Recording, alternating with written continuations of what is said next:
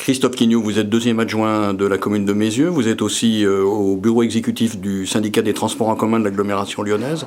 Comment est-ce que vous voyez que le syndicat des transports en commun aborde la question aujourd'hui de l'ensemble des déplacements dans le département du Rhône et par exemple des cars du Rhône qui lui sont revenus à partir du 1er janvier de l'année passée? Eh bien, c'est intéressant parce qu'on a là une modification du travail sur les lignes de transport en commun. Jusqu'aujourd'hui, on avait un syndicat de transport qui travaillait sur de l'urbain et du périurbain avec un maillage très important et qui permettait des reports et de l'adaptation de l'offre sur certaines lignes.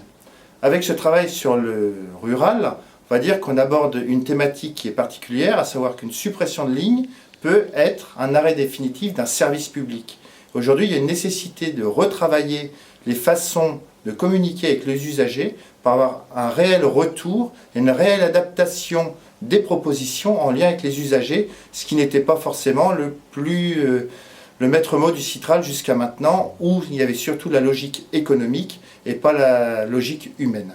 Ce qui veut donc dire que quand il y a des prévisions soit d'adaptation de fréquences, soit, voire même purement et simplement de suppression de lignes, on peut penser qu'il y aura justement cette démarche participative. Alors c'est pas qu'on peut penser, c'est qu'elle est nécessaire pour avoir justement un service public qui s'adapte parfaitement, à la fois économiquement mais en termes de service, aux réels besoins des territoires.